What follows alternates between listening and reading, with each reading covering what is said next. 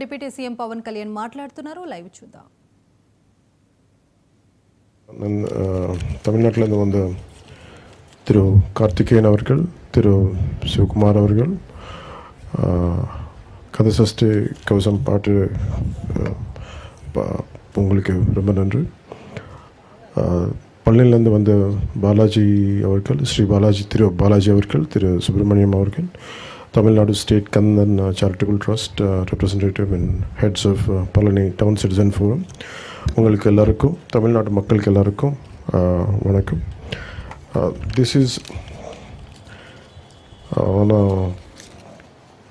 பழனி మనం ஆறுப்படை வீதின்னு சொல்லுவாங்களே சார், அது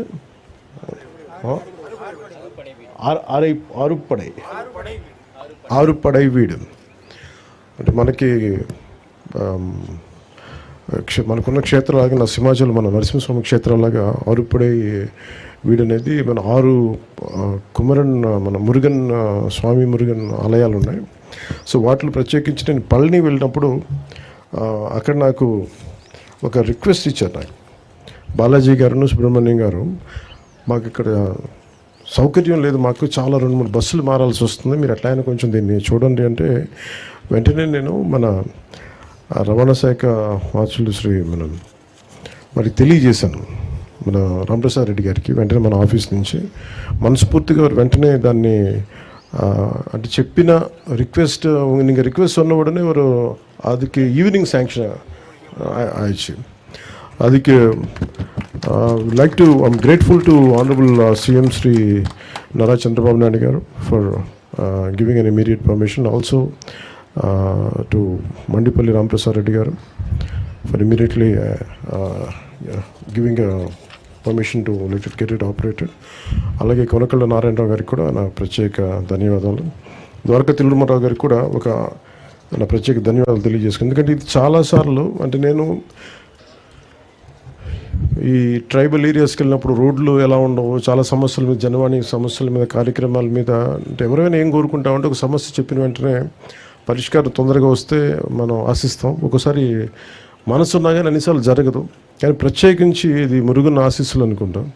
చెప్పిన వెంటనే ఆయన కోరిక, ఆయన భక్తుల కోరిక ఎంత తీవ్రమైంది, ఎంత బలీయమైందంటే చెప్పిన అరగంటకల్లా పని అయిపోయింది. అంటే అది మురుగన్ తాలూకు శక్తి అది. సో దీనివల్ల ఉపయోగించుకున్నది ప్రత్యేకించి మన తిరుపతి నుంచి కానీ, మన ఆంధ్ర నుంచి అటు తిరుత్తని పళని వెళ్ళాలనుకున్నా, అలాగే తిరుత్తని పళని నుంచి తిరుపతి రావాలనుకున్నా ఈ బస్ సౌకర్యం చాలా వెసులుబాటు చాలా బాగుంటుంది. ఈ రూట్ లెంత్ 505 కిలోమీటర్లు. సో కొత్త 2 లగ్జరీ బస్సులని ఏర్పాటు చేయడం జరిగింది. ఇది తిరుపతి 8 గంటలకి రాత్రి వెళ్తే పొద్దున 7 o'clockకి పళని, అలాగే పళనిలో రాత్రి 8 గంటలకి స్టార్ట్ అయితే తిరుపతిలో 8 గంటలకు వస్తుంది. ఇది ప్రత్యేకించి భక్తులకి చాలా సౌకర్యంగా ఉంటుంది. పళని భక్తులు చాలా సంవత్సరాల నుంచి நிறைய வருஷமாக கேட்டுகிட்டே இருக்காங்க. ఇది మన తమిళనాడు సోదరులకి అర్థం అవడానికి తమిళ్లో చెప్తా ఉన్నాను. பழனிலேருந்து நிறைய సంవత్సరமாக கேட்டுகிட்டே இருக்காங்க. இது திருப்பதி பழனி பஸ் தேவைப்பட்டது, எப்படியாவது பண்ணுங்கன்னு. அதுக்கு உடனே శాంక్షన్ பண்ணியிருக்காங்க honourable CM Shri Nara Chandrababu Naidu sir. அவருக்கு நான் நன்றி சொல்கிறேன். అలాగే దండాయుధపాణి స్వామి ఆలయంలో ఆధ్యాత్మిక కేంద్రంగా ఉన్న పవిత్ర ప్రాంతం అది. ఈ ఆలయం తమిళనాడులో అత్యంత ప్రముఖంగా లక్షలాది మంది భక్తులు వస్తారు. కందస్వామిగా భక్తులందరూ ప్రేమతో పిలిచే మురుగన్ స్వామి కృపకి అంకితమైన ఈ ప్రాంతం భారతదేశంలో అత్యంత ప్రాచీనమైన పుణ్యక్షేత్రాల్లో ఒకటి పేరుగాంచింది. అదేవిధంగా తిరుమలకి ఎంతోమంది భక్తులు అత్యంత ప్రియమైన క్షేత్రం వెంకటేశ్వర ఆలయం కలియుగ వైకుంఠంగా భావించబడుతుంది. ప్రతిరోజు లక్షలాది మంది భక్తులు ఈ పవిత్ర స్థలాన్ని దర్శించడానికి దేశం నలుమూల నుంచి వచ్చి స్వామివారి ఆశీస్సులను పొందుతూ ఉంటారు.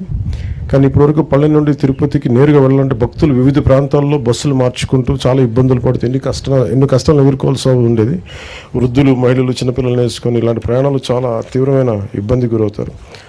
సో నేను ఫిబ్రవరిలో 2వ వారంలో వెళ్ళినప్పుడు జరిగిన నాకు రిక్వెస్ట్కి వెంటనే స్పందించడం జరిగింది. వెంటనే బస్సులు వేయడం జరిగింది.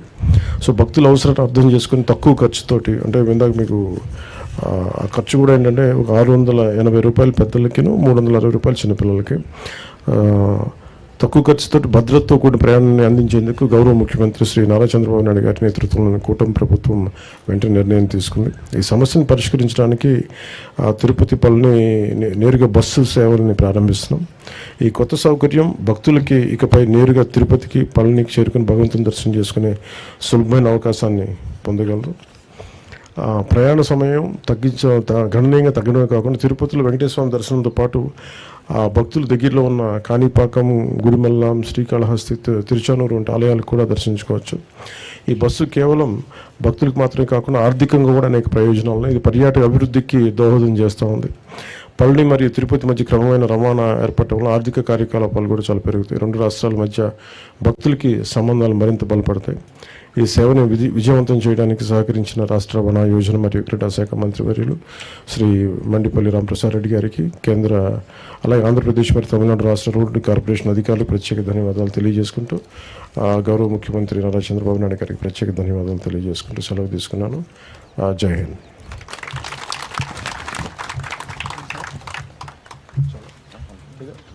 ఈనాటి కార్యక్రమాన్ని ఉద్దేశించి మాట్లాడినటువంటి మన గౌరవ సార్ ఉప ముఖ్యమంత్రి వర్యులు మరియు వేదిక మీద ఉన్న పెద్దలందరినీ కూడా బస్సు దగ్గరికి ఆహ్వానిస్తున్నాం. సార్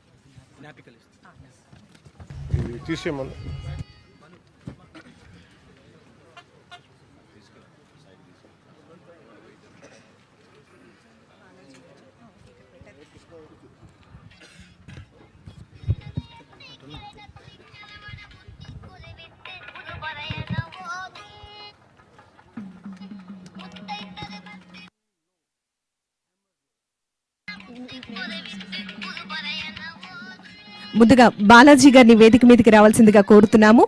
తమిళనాడు స్టేట్ కందన్ చారి